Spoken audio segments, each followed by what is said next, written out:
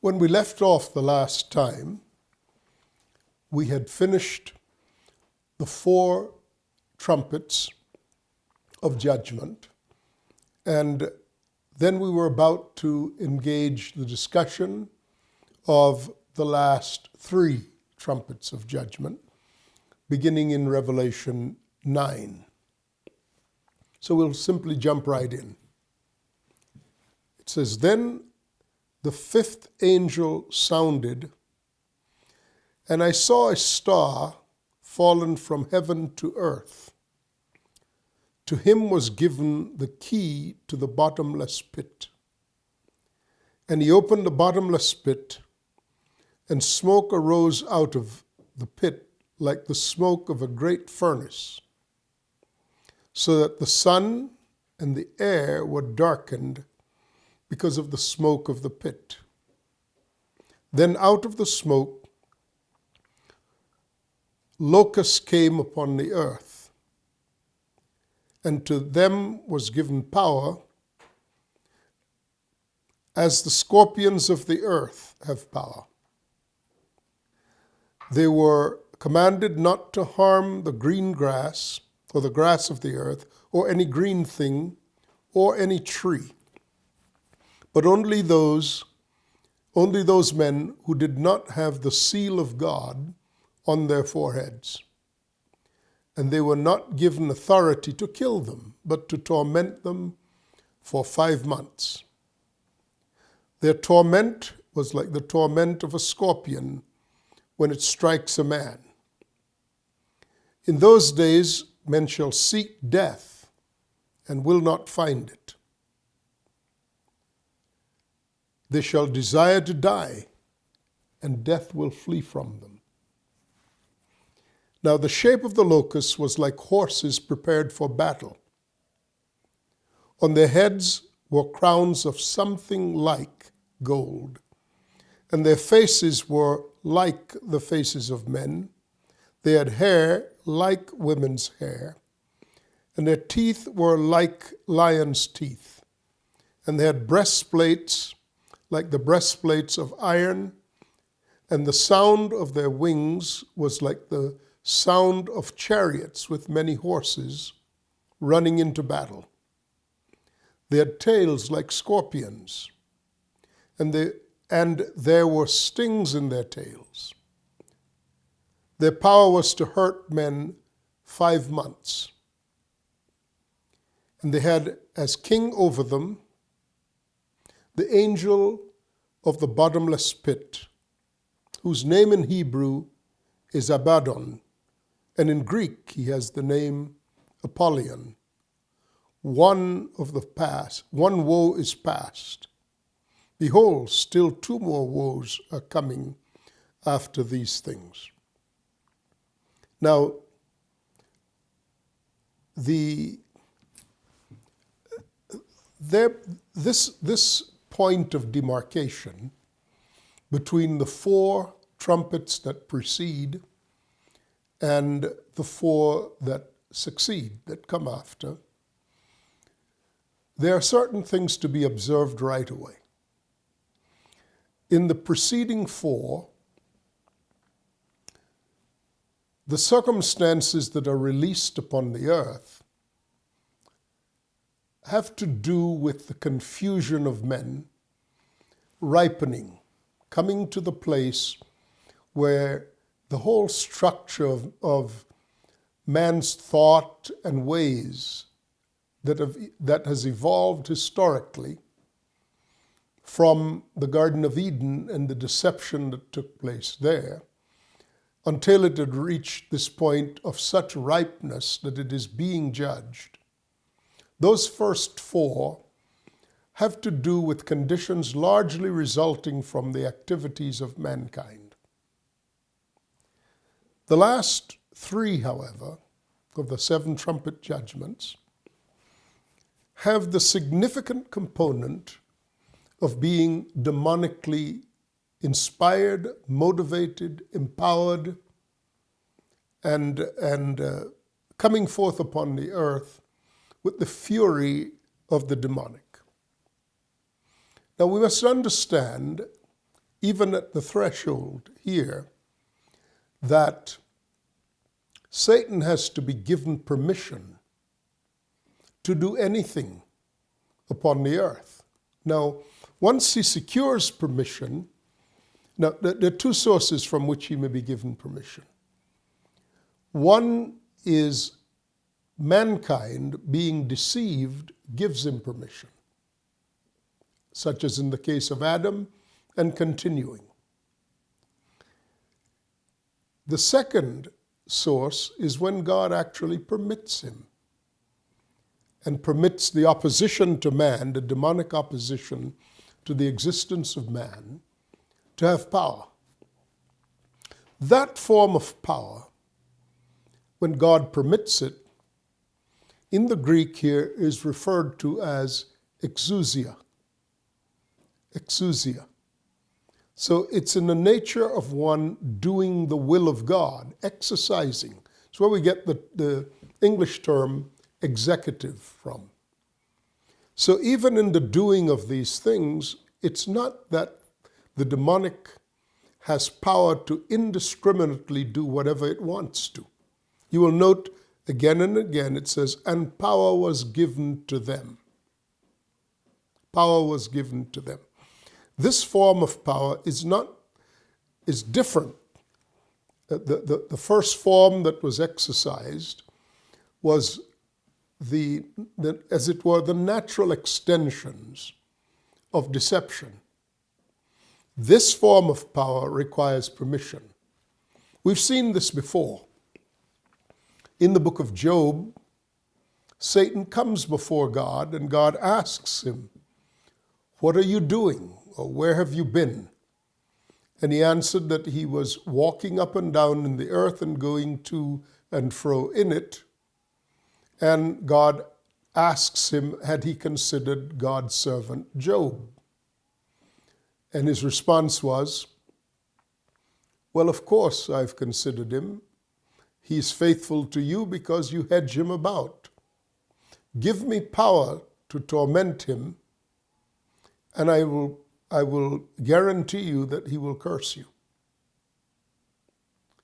And God granted him permission, limiting the scope of what he could do.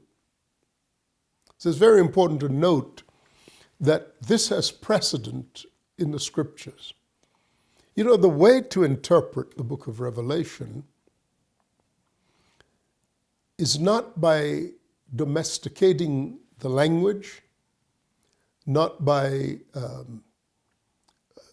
taking the things that are spoken literally, but to understand that it is highly symbolic, but the references that are concentrated in the book of Revelation are found elsewhere in the scriptures in plain meaning. So we don't have to conjecture, we can simply allow the scriptures to interpret the scriptures. Needless to say, I'm sure you would assume that in preparing these messages on the book of Revelation, I would have gone back to look at what commentators have said. And I'm thoroughly amused, really, about some of the wild conjectures of people who were considered eminent biblical commentators. Certain commentators analogize events of the book of Revelation to the days of Napoleon.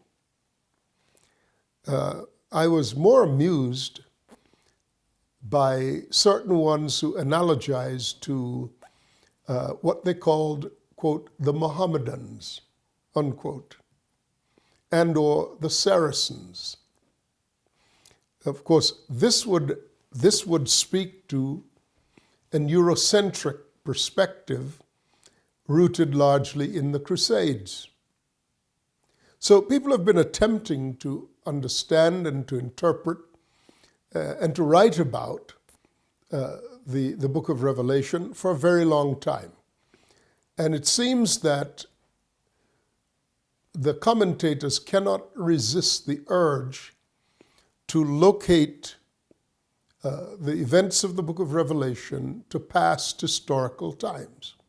And they do so in principal part because early in the book of Revelation, within the first three chapters, within the first chapter, and then continuing through three chapters,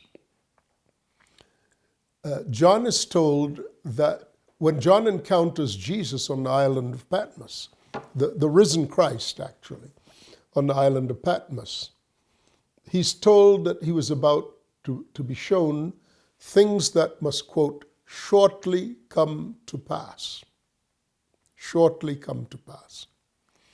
And indeed, the first three chapters and the message to the 7 churches of Asia are things that did in fact shortly come to pass and largely relate to the early church in the days of the Roman Empire. But then they miss this verse that says, then I will show you, come up here and sit with me, chapter 4, verse 1, and I will show you things that are to come. And the language is after this. So there's the first sequence of 3 chapters, and then there's the after this. Now, in the after this, it speaks of the great themes of the scriptures that have been prophesied throughout the prophetic scriptures, such as the rise of a global kingdom that, quote, devours and tramples down the whole earth. Now, or an army that is described as one of 200 million people, or 200 million soldiers. Such an army has never been fielded in the history of mankind. But more to the point, it speaks of the final overcoming of the saints. At no point in history have these things been accomplished. They're like types and shadows have. It's always amusing and somewhat amazing to me that it is not obvious to biblical commentators on the book of Revelation, it is not obvious that there are cycles of the same thing running through history. But interestingly enough, they would say that in the Old Testament, there are types and shadows of things that ultimately reach their fulfillments in the New Testament, for example. But they never consider that there are things in the New Testament that are types and shadows as well, which function as placeholders until the things actually spoken about come to pass in their fullness. Now, but I don't want to go too far afield because we've done a lot of work in explaining surrounding facts regarding the book of Revelation and how it ought to be interpreted. Now, it says, the fifth angel sounded, and I saw a star fallen from heaven to the earth. Now, let's take that bit. The word fallen, or first the word star, is the word aster, A-S-T-E-R, aster. And it relates to the word astronomy, S-T-R-O-N-N-U-M-I, astronomy. It's where we get the study of the stars as being astronomy. Now, quite often, star has a double meaning, a double entente, actually a triple entente. It may mean either physical star, one of the planets, or one of the planets that we may see when we look up in the night sky. Clearly, that is not meant here, because if that falls out of the heavens and strikes the earth, it's the end of all things. But there is that meaning to the word aster.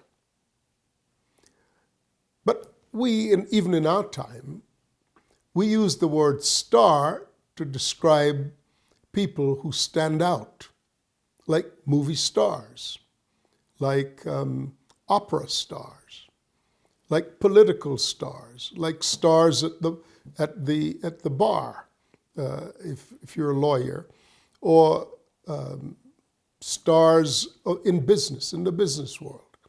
People who are luminous. We get the term luminary from that. So it may also refer to a human being. But in this case, it refers to something else. And there's a spiritual meaning to the word star, such as is found in the book of Jude, that describes wandering stars, for whom are reserved the blackness of darkness forever. This tends to refer to the demonic. The demonic. Now, when you think of how this star behaves and what happens in regards to this star, the third meaning is the only possible meaning. In other words, this star fell from heaven to earth, and he was given the key to the bottomless pit. Clearly not a human being, clearly not one of the luminous bodies in the heavens, but a demonic spirit. Further to that is the term fallen. His star had fallen from heaven to earth. There the word for fallen is the word pipto, P-I-P-T-O, pipto. And it's different from the word, another word for fallen, which is the word apostasy, apostasia. So this is not a reference to an apostate, someone who's fallen away from the truth, but someone who actually has been removed from his high position. And here we're talking about a demonic spirit who has been removed from a high position. Further, the term fallen is more related to the fact that it had fallen already, as opposed to suddenly and precipitously being expelled from heaven. Let me also point out that there are three heavens. So when we speak of a star falling from heaven, it's also important that we understand what heaven is being referenced here. The word Uranos refers to heaven. But there are three of those. There's the highest heavens, or the heavens of God. When Paul said, I know a man 14 years ago who was caught up to the third heaven. And he speaks of himself in an out-of-body experience being caught up to the third heaven, which is the dwelling place of God. Not unlike John in the book of Revelation, who says, I heard a voice saying, Revelation chapter 4, verse 1, that says, suddenly there was a door standing open before me into heaven, and I heard a voice saying, come up here and sit with me, and I will show you that which is yet to come. And then he said, suddenly I was in the Spirit. And indeed, he was not only in the Spirit, but he was before the throne of God. So there is the third heaven. Now, Paul also speaks in the book of Ephesians, the 6th chapter. He speaks of spiritual forces of evil. So they're spiritual as opposed to natural or human. They're forces or powers of evil in the heavenly places. We do not wrestle, he said, against flesh and blood, but we wrestle again. So he's describing these spiritual forces of evil in the heavenly places as not flesh and blood. That would be humans. We wrestle not against flesh and blood, but against principalities, powers, the rulers of the darkness of this world, and the spiritual forces of evil in the heavenly realms. Now, so there are three heavens.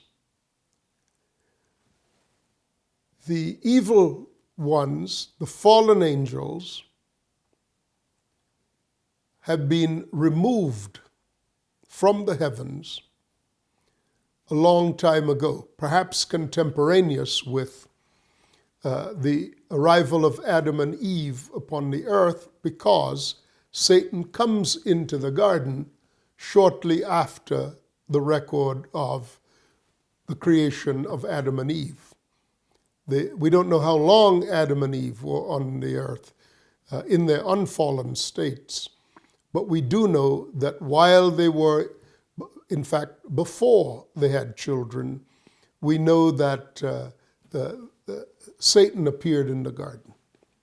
So we know there are three heavens. The highest heavens being the heavens of God. The middle, if you would allow me to use that term, the middle heavens, which is the location of the spiritual forces of evil, and the heavens surrounding the earth, the ones that would contain the sun, the moon, and the stars.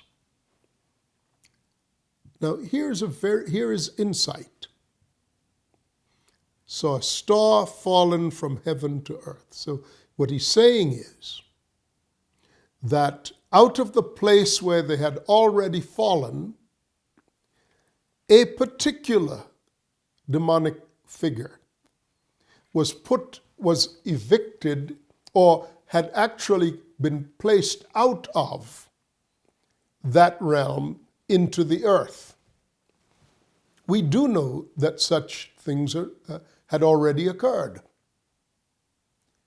as if they were persons beings in waiting.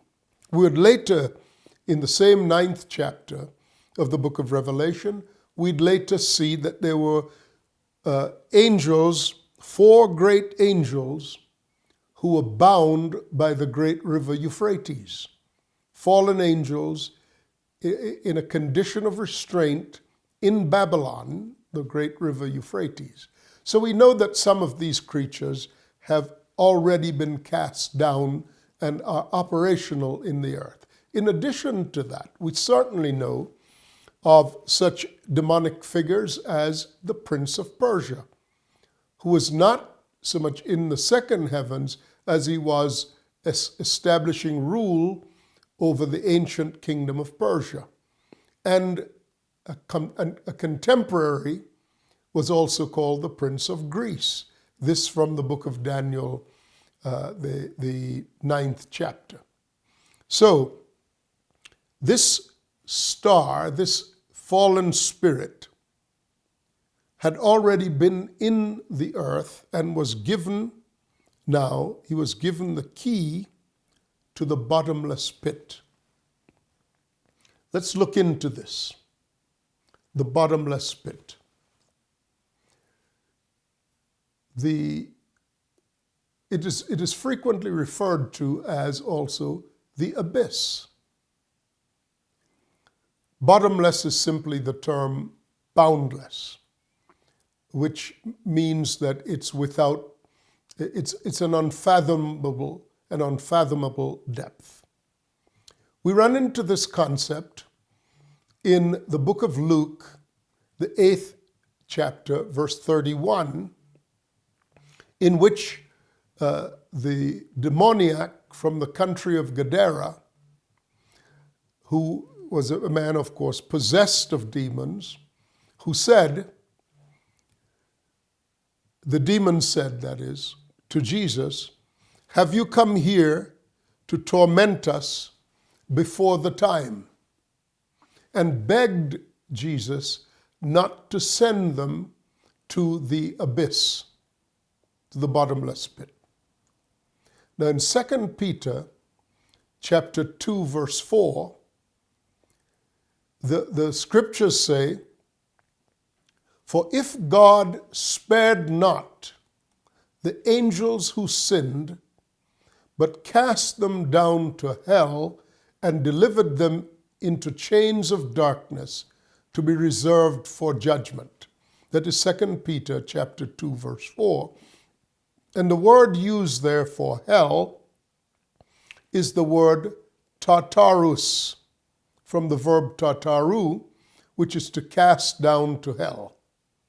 It signifies being consigned to Tartarus, which, by the way, is neither Sheol, which is a common translation for the term grave, or Hades, or the word Gehenna, which are common references to hell that contain humans. But it's a special place, it would seem, one where the spirits are reserved unto judgment. This region is similarly described as pits of darkness. So you've got another place. It's actually called the lowest region, or the nether region. And it distinguishes the place of humans, the containment of human souls after their deaths, from the entrapment of demonic spirits who are in Tartarus, or the abyss, or the bottomless pit. So what we have in these few verses, when the fifth angel sounded, an angel who had already fallen, a demonic spirit that is, who had already fallen out of the second heaven, was given a key to Tartarus, which is the place of the entrapment and containment of demonic spirits. And he opened the bottomless pit. And that's where we'll continue when we come back. I hope you'll continue to join me. You see, the Bible actually can and does interpret itself.